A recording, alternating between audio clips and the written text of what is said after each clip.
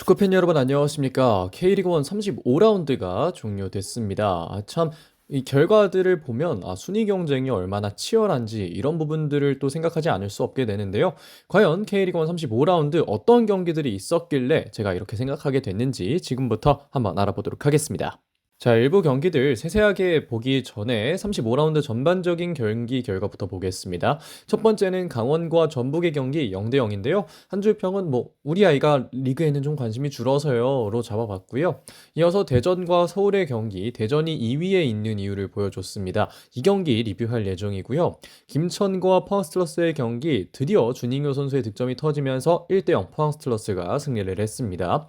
그리고 FC 안양과 울산 HD의 경기, 퇴장까지 당한 울산은 안양을 절대 못 막는다는 걸 또 양팀이 보여주면서 3대1 안양이 승리를 가져갔습니다. 그리고 광주와 제주의 경기, 승리의 공식 그리고 상성은 과학이다 라는 한 줄 평 남겼고요. 이 경기 리뷰 들어갈 예정입니다. 광주가 2대0 승리했고요. 수원FC와 대구FC의 경기, 강등권 싸움이 여전히 치열한 이유를 두 팀이 보여주면서 1대1 무승부로 경기가 종료됐습니다. 이 경기도 리뷰를 해보겠습니다. 자, 그러면 지금부터 또 본격적으로 들어가 보도록 하겠습니다. 자, 그럼 이번 라운드 첫 번째 리뷰 경기로 들어가 보겠습니다. 파이널 A고요. 11월 1일 토요일 14시 대전 월드컵 경기장에서 벌어졌던 대전 하나시티즌과 FC 서울의 경기입니다.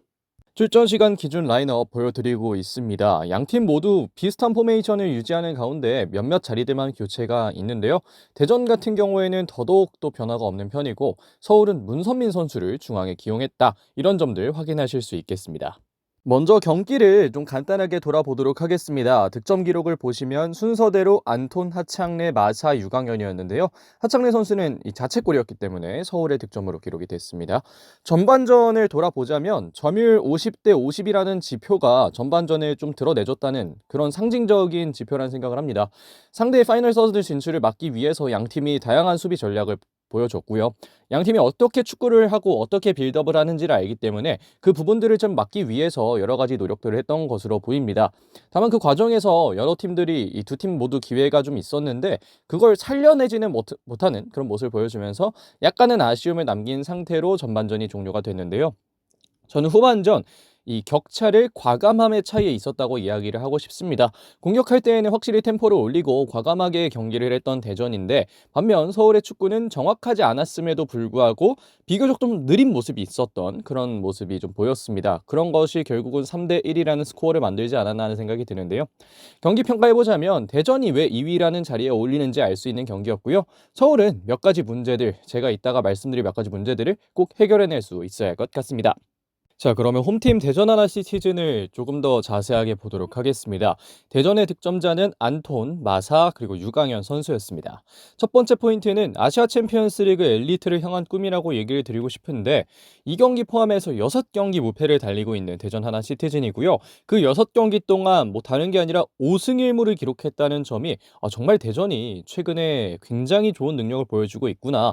대전이 가을이 되어서 특히나 또 삼로빈 그리고 삼로빈 지나서 파이널 라운드까지 참 좋은 능력 많이 보여주고 있구나 이런 생각이 드는데요.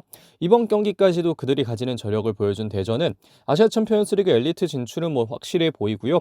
얼마나 또 승점을 쌓아낼지를 계속해서 지켜보면 좋을 것 같습니다. 거기에 더해서 두 가지 정도의 대전이 잘하고 있는 이유들을 보고자 하는데요. 첫 번째는 이전에도 말씀을 드렸지만 양쪽 풀백 활용도가 상당히 좋습니다. 이 대전의 양쪽 풀백 둘 다 국가대표죠. 이명재, 김문환 선수인데 이 두 선수는 경기를 잘 읽는 선수들이고요. 약간의 스타일은 다르지만 공격적인 부분에서도 좋은 능력을 보여주는 선수들입니다. 그렇기 때문에 종종 빌드업 과정이나 공격 과정에서 중앙으로 이동하고 수비력이 좋은 삼선들이 측면으로 이동해서 2선까지 함께 살려내는 그리고 공격적인 부분에서의 가담도 만들어내는 대전이 상당히 좀 여러 가지 장점을 한 번에 가질 수 있는 전술들을 활용을 하고 있어서 이 양쪽 풀백을 참 잘 활용하고 있구나 이런 생각이 들고 어떻게 보면 대전이 지금 잘하는 건 공격적인 부분에서는 마사 선수의 역할도 있겠습니다만 이 양쪽 풀백들이 팀에 대한 적응을 마친 이명재 그리고 애초에 팀에서 좋았던 김문환 이 두 명의 선수들이 역할을 해주는 것도 굉장히 크다는 생각이 들고 있습니다. 거기에 더해서 중원 조합도 상당히 좋은 능력을 보여주고 있는데요. 이순민, 김봉수 조합은 다소 투박해 보일 수 있지만 조정 끝에 굉장히 좋은 모습을 보여주고 있습니다. 공격적인 부분은 앞서 말했다시피 이 좀 더 세밀한 플레이를 해줄 수 있는 선수들이 도와주고 있고요. 커버력 그리고 수비력이 상당히 좋기 때문에 투맨들의 수비적인 단점을 지원하는 모습도 보여주고 있고, 거기에 더해서 뭐 기본적인 전쟁성을 갖고 있는 선수들이기 때문에 그만큼 더 좋은 능력을 계속해서 보여주고 있다. 그래서 이런 부분들이 대전 하나 시티즌이 왜 지금 2위에 자리하고 있는지 이런 부분들을 참 잘 보여주는 것 같다는 생각이 들고요. 참 대전 팬분들은 요새 또 경기 보는 게 굉장히 또 기분 좋지 않을까 그렇게 생각을 합니다. 그럼 대전은 여기까지 보도록 하겠습니다. 이어서 원정팀 FC 서울을 보도록 하겠습니다. 서울의 득점자는 하창래 선수였습니다. 자책골이었고요.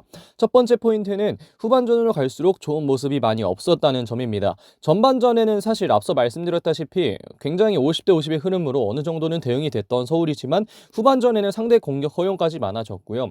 김지수 선수가 들어가면서 이제 좋은 능력을 보여줘서 득점을 만들어내긴 했습니다만 후반전에는 좀 밀리는 모습도 없지 않았다. 특히나 슈팅 숫자가 비슷했는데 결국은 후반전 들어가서 또 차이가 많이 만들어진 걸 생각해 보면 이게 서울이 좀 아쉬운 경기력을 보여주고 있구나 이런 생각은 당연하게끔 하게 되는 것 같습니다. 거기에 더해서 이제 서울의 약간 안타까운 점 두 가지를 이야기를 해보자면 조금 더 세밀하고 과감하게 공격을 해야 됩니다.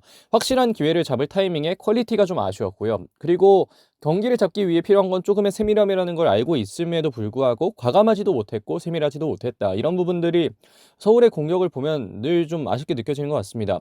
이게 분명 좋은 능력을 갖고 있는 선수들이고 크랙이 정말 많은데 이것이 왜 이렇게까지 적용이 안 될까 하는 생각이 늘 드는데요. 저는 그 부분에서 포지셔닝 문제를 좀 이야기를 해보고 싶습니다. 공격진의 포지션도 약간은 좀 아쉬움이 있었고요.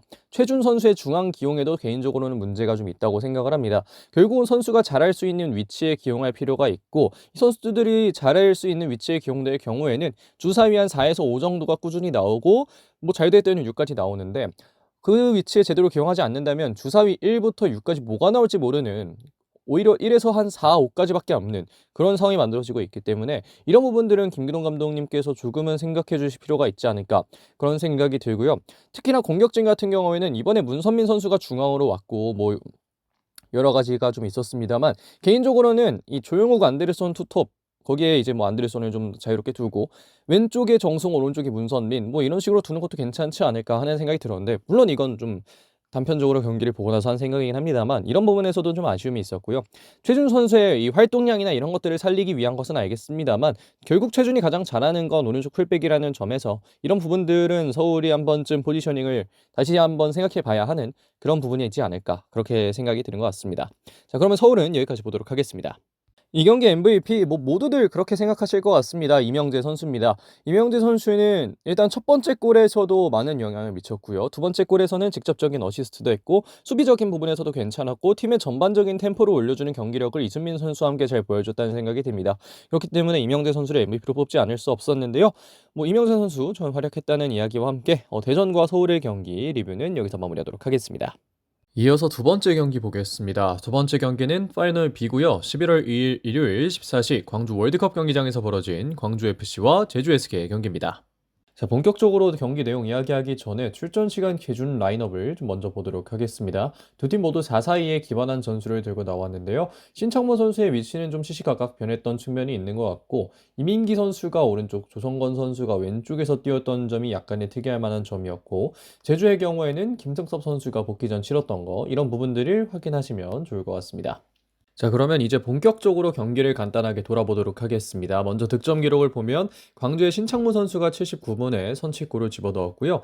이어서 후반 추가 시간에 프리드윈슨 선수가 득점을 하면서 광주가 2대0 승리를 가져갔습니다. 전반전을 생각해보면 광주의 슈팅 숫자가 0이었다는 것이 상징적으로 이번 전반전을 드러낸다고 볼 수 있겠는데요. 광주를 상대로 제주는 3경기 연속 1대0 패배를 거뒀습니다. 그러면서 제주도 이번 경기를 좀 열심히 준비했던 측면이 있고, 그것이 잘 맞아 들어갔던 전반전이라고 얘기를 드릴 수 있겠는데요. 다만 또 양팀 간의 맞대결을 생각해보면 상대전에서 전반전에는 늘 득점을 못했더라고요. 그래서 그런 것들이 좀 이번 경기에도 이어졌다 이렇게 얘기를 드릴 수 있겠는데, 후반전 상성을 무시할 수 없다는 사실이 다시 한번 나왔습니다. 제주는 찾아왔던 기회를 계속해서 놓쳐버렸습니다. 특히나 유리가 놓쳤던 장면들이 꽤 많이 기억에 남는데요.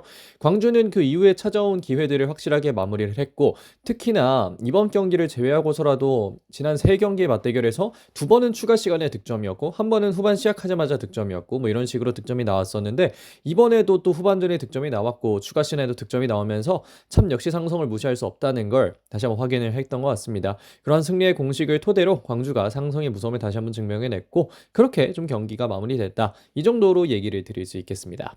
자, 이제 본격적으로 양 팀을 조금 더 세세하게 살펴보도록 할 건데요. 일단 먼저 얘기할 건 역시 광주 FC입니다. 신창무 선수와 프리드슨 선수가 득점을 했다는 거 앞에서도 말씀을 드렸었는데요. 첫 번째 포인트로 얘기를 할 만한 건 역시나 결국 중요한 건 그 순간순간의 중요성이라는 겁니다. 전반전에는 안 좋았지만 후반 초중반은 또 괜찮았던 모습이었거든요. 근데 또 신창무의 득점 이전까지 돌아보면 광주가 또 다시 한번 제주에게 밀리고 파이널 서드까지 가지 못하고 이런 모습들을 계속해서 보여주면서 아 이번에는 정말 제주가 이기나 하는 생각이 있었는데 그렇게 흐름을 많이 잃었던 순간 신창무 선수의 그 벼락 같은 또 골이 터지면서 그것을 기점으로 광주가 경기를 잘 잡아냈던 것 같습니다. 그렇지만 그래도 좀 두 가지 부분은 얘기를 좀 하고 싶은데 일단 첫 번째는 작은 부분도 신경 써야 한다는 점입니다. 작은 부분에서 나오는 그 작은 실수들이 광주의 이번 경기의 퀄리티를 다소 떨어뜨렸다는 생각을 하고 있는데요.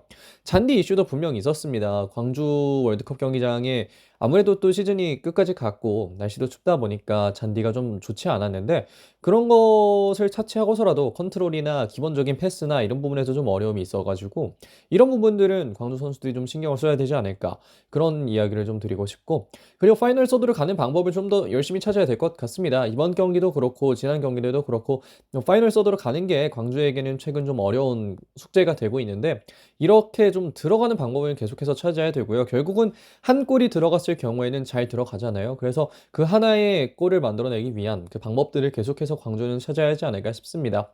하지만 어쨌든 이번 경기에서는 그것을 뭐 어떻게 또 찾아냈고 그렇게 해서 득점을 했기 때문에 이번 경기에서 얻은 것들을 기반으로 광주는 또 새로운 경기를 준비하게 되지 않을까 하는 생각이 들고요. 광주는 이 정도 보도록 하겠습니다. 이어서 원정팀 제주 SK를 보도록 하겠습니다. 제주 SK 득점자 없었습니다. 첫 번째 포인트는 어쩌면 제주가 11위인 이유가 이번 경기에서 좀 잘 드러나지 않았나 하는 생각이 듭니다. 사실 어려운 상대였던 광주를 상대로 제주가 경기를 그래도 좀 잘 준비했고 맞춤 전술도 준비했고 어떻게 보면 이 제주의 압박이나 이런 부분들 여러 가지가 굉장히 잘 맞아 들어간다는 생각이 들었는데 경기의 끝으로 가면 갈수록 그리고 상대 코트로 넘어가면 갈수록 이 정확도가 떨어지는 모습도 너무 잘 보여서 제주가 지금 11위에 있는 이유가 물론 김학범 감독이 있을 때 많이 좀 졌던 것도 있겠습니다만 그러한 과정 자체에도 참 이런 끝으로 갈수록 없는 이 세밀함이 좀 아쉬운 부분이 있지 않나 하는 생각이 드는데요. 두 가지를 좀 이야기해 보겠습니다. 첫 번째는 제주에게 필요한 건 결국 스코어러라는 점입니다. 득점이 필요했던 순간 그리고 유력했던 타이밍에 득점의 어려움을 겪었던 제주 SK입니다. 결국 그 순간순간이 패배를 만들어냈다고 볼 수도 있겠는데 특히나 유리 선수가 정말 뭐라 해야 될까요? 이거는 스트라이커면 넣어야 되지 않을까 하는 생각이 들었던 장면에서 결국 놓치면서 그 순간이 결국 또 신창무 선수의 득점으로 돌아오는 게 참 이 순간순간에 득점을 해줬다면 경기 결과가 좀 달랐을 텐데 하는 생각이 들기도 했던 것 같고요. 그래서 제주는 이 스코어러가 없다는 사실이 올해에는 가장 좀 뼈아프게 느껴지지 않았을까 하는 생각이 듭니다. 하지만 그래도 긍정적으로 볼 수 있는 게 김승섭은 또 김승섭이라는 점인데요. 합류한 지 일주일도 채 안 됐습니다만 충분히 좋은 움직임을 보여줬고 왜 김승섭이 또 김천에서 7골이나 기록을 하면서 좋은 모습 보여줬는지를 이번 경기에서 충분히 증명을 했다고 생각합니다. 그래서 남은 경기들에서 활용도가 충분히 존재한다는 생각을 하고요. 특히나 제주 SK가 이번 경기를 패배하면서 이 승강 플레이오프에 진출할 확률이 꽤나 많이 높아진 상황이기 때문에 이 상황을 타개하기 위해서는 결국 김승섭 선수가 좀 잘 활약해 주는 게 중요할 것 같다. 이렇게 좀 생각을 하게 됐던 것 같습니다. 자, 그러면 제주 SK도 여기까지 보도록 하겠습니다. 자, 이번 경기 MVP 저는 신창무 선수를 뽑아봤습니다. 신창무 선수는 이번 경기 뭐 광주에 물꼬를 틀었다고도 얘기를 할 수 있겠고요. 정말 다양한 위치에서 좋은 모습을 보여주면서 참 신창무 선수가 이곳저곳 참 이 쓰임새가 많은 선수구나. 정말 또 좋은 선수구나. 이런 걸 다시 한번 확인했던 것 같습니다. 그래서 신창무 선수를 MVP로 뽑아봤고요. 자, 광주와 제주의 경기 리뷰는 여기서 마무리하도록 하겠습니다. 자, 이제 35라운드의 마지막 리뷰로 보도록 하겠습니다. 파이널 B고요. 11월 2일 일요일 심리 30분 수원 종합운동장에서 벌어진 수원FC와 대구FC의 경기입니다. 먼저 양 팀의 출전 시간 기준 라인업 보여드리도록 하겠습니다. 수원FC는 늘 사용하던 그 4-2-3-1 내지는 4-3-3 라인업에 윤빛가람 선수가 중원에 들어오게 됐고요. 오늘 포백 구성은 이 서재민, 이현용, 최규백, 이용 선수 들어와 있었고 키퍼는 황재현 선수가 부상당하면서 안준수 선수의 복귀가 좀 자연스럽게 이루어졌습니다. 그리고 대구의 경우에는 대부분 비슷했습니다만 지오바니 선수가 또 오른쪽 윙어로 나왔다는 거, 그리고 김강산 선수가 중앙 미드필더로 나왔다는 거, 이 부분들 생각하고 봐주시면 감사하겠습니다.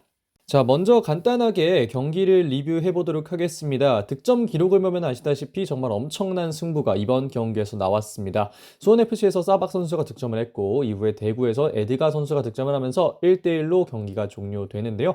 전반전 치열했던 피지컬적 경쟁이 있었습니다. 두 팀 모두 경기를 절대 내줄 수 없는 상황이었고 제주가 패배했고 울산이 패배하면서 두 팀은 승리할 경우에는 굉장히 또 강등권 혹은 다이렉트 강등을 창출할 수 있는 이런 부분들이 좀 있었는데, 그렇기 때문에 중원 그리고 파이널 서드에서 굉장히 강한 불꽃이 일어났고 선수들끼리 그렇게 큰 감정 싸움 이런 건 없었습니다만 그만큼 치열했던 경기가 전반전에는 또 펼쳐진 경향이 있었습니다. 특히나 두 팀 간의 경기가 있을 때마다 득점이 좀 많이 나왔기 때문에 더더욱 실점하지 않고 본인들의 승리를 또 쟁취하기 위한 경쟁이 있었는데요. 그렇게 해서 전반전이 0대0으로 끝났고 후반전은 기회를 잡을 줄 아는 팀이 어디인가, 이것에 대해서 좀 경쟁을 했던 것 같습니다. 수원FC가 단 한 번의 기회를 결과로 바꿔냈습니다. 카이오 선수가 사박에게 마크를 하지 못하는 순간 사박이 득점하는 데 성공을 했고 이후에 카이오 또 퇴장당하면서 이건 수원FC가 이기겠다 라는 생각을 하면서 또 리뷰를 준비하고 있었는데 대구FC도 그 기회를 잡을 줄 아는 팀이었습니다. 마지막 기회, 세트피스 기회를 대구FC가 또 잡아냈고 에드가 선수가 또 득점을 기록하면서 참 이 두 팀 모두 기회를 잡을 줄은 아는 팀이었구나, 이런 생각이 좀 들었던 것 같습니다. 역시나 경쟁 속에서 중요한 건 기회를 잡을 줄 아는 능력이겠죠. 아직까지 강등권 싸움은 치열하게 이어지고 있다는 걸 두 팀이 보여줬던 것 같습니다. 간단하게는 여기까지 보고 이제는 또 각 팀을 더 이어서 보도록 하겠습니다. 먼저 홈팀인 수원FC입니다. 득점자는 사박 선수입니다. 첫 번째 포인트는 강등권 탈출 실패입니다. 상황을 알고 있었고 그렇기 때문에 더욱더 타이트하게 싸웠던 수원FC의 선수들이고 정말 잘 싸웠다고 생각을 합니다. 수원FC가 이번 경기에서 보여줬던 여러 집중력들이나 이런 것들이 정말 좋았는데 결국은 그 마지막 한 번의 세트피스를 버텨내지 못하면서, 그리고 그 이전에는 오프사이드로 인한 약간의 아픔들 이런 것들이 있으면서 결국은 강등권을 탈출하는 데 어려움을 겪었는데요. 그럼에도 불구하고 수원FC에게는 긍정적인 측면이 있었습니다. 그게 바로 두 번째 포인트인데, 살아나야 하는 팀에게 필요한 것이 바로 크기가 커 보이지 않는 기회라도 잡아내는 능력이라고 얘기를 드리고 싶은데요.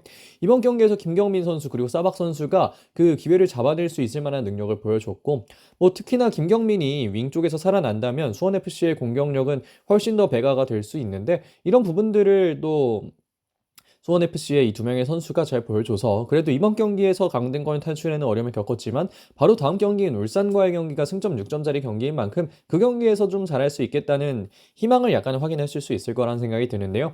다만 아쉬운 건 개인적으로 중원 밸런스를 다시 잡는 데에 얼마나 시간이 걸릴까도 좀 궁금해집니다.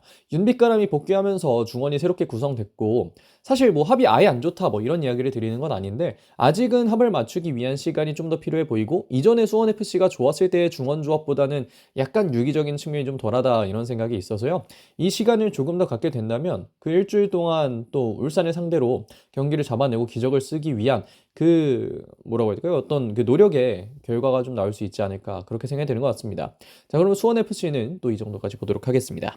이어서 원정팀 대구FC 보겠습니다. 대구의 득점자는 에드가 선수였습니다. 첫 번째 포인트는 아직 끝나지 않았다는 것입니다. 모든 것이 끝났다고 생각한 순간 기적 같은 골이 들어갔고 아직 대구에게 희망은 여전히 남아있다는 걸 대구의 선수들이 증명했습니다. 그리고 그 증명했던 선수들은 대구에서 정말 오랜 기간 좋은 모습을 보여주고 있는 에드가 그리고 센티니아 선수였는데요.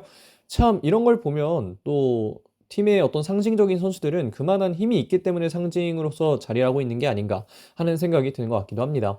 다만 대구에게 이야기를 하고 싶은 건 이번 경기 정말로 정신이 없어 보였다, 그 이야기를 좀 하고 싶은데요.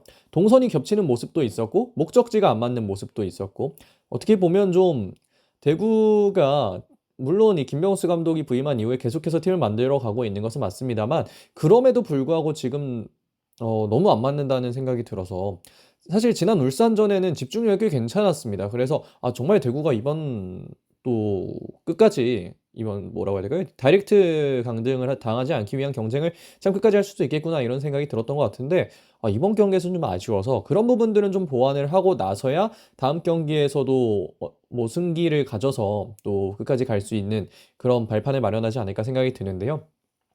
거기에 그래도 약간의 자신감을 줄 수 있는 건 미드필더로서 김강산의 가치가 이번 경기에서 나왔다는 점입니다. 백4가 이미 갖춰져 있었던 대구FC입니다. 이 김현준 선수를 비롯해서 까이오, 우주성, 황재원이 백4로 구성되어 있어서 사실 이 까이오 자리든 우주성 자리든 이 김강산이 들어가기 어려워서 중원으로 김강산 선수가 이번에 출전을 했었는데 굉장히 좋은 모습을 보여줘서 이전에 수비형 미드필더로도 뛴 적이 있는 만큼 참 이 선수 참 좋은 능력 갖고 있는 선수다라는 생각이 들었고요. 물론 이카이오 퇴장 변수로 인해서 다음 경기 김강산 선수의 포지션이 어디로 갈지는 좀 봐야겠습니다만 생각보다 괜찮은 모습을 김강산 선수가 보여줬기 때문에 앞으로 조금 더 지켜보면 좋지 않을까 하는 생각이 들었습니다. 자, 그러면 대구는 여기까지 보도록 하겠습니다. 이번 경기 MVP 뭐 다른 분들은 여러 선수를 뽑을 수도 있을 것 같습니다. 뭐 에드가를 뽑을 수도 있겠고 여러 선수 뽑을 것 같은데 저는 이 우주성 선수의 오늘 경기가 상당히 괜찮더라고요.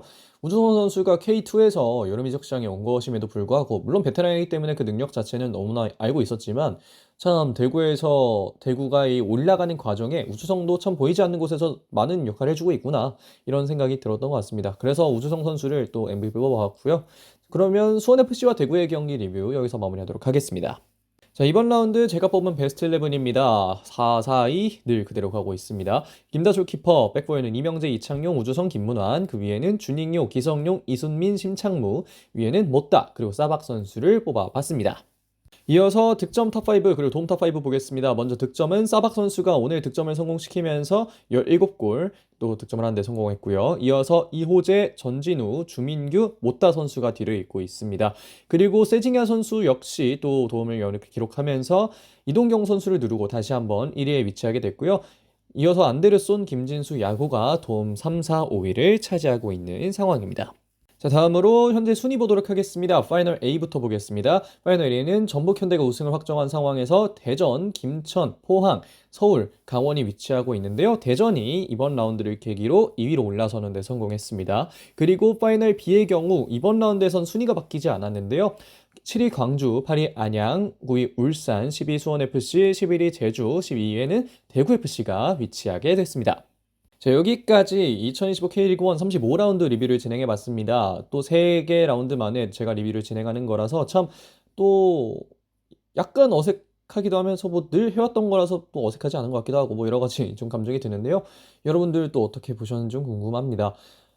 앞에서 말씀을 드렸듯이 이번 라운드는 참 결과가 순위 경쟁이 얼마나 치열한지를 보여줬다는 생각이 드는데요. 과연 또 다음 라운드들 그리고 특히나 주중에 아시아 챔피언스리가 있기 때문에 그런 것들이 어떻게 영향 미치는지 뭐 여러분들도 함께 쭉 지켜보도록 하겠습니다. 자, 그럼 이번 영상은 여기서 마무리하겠습니다. 고맙습니다.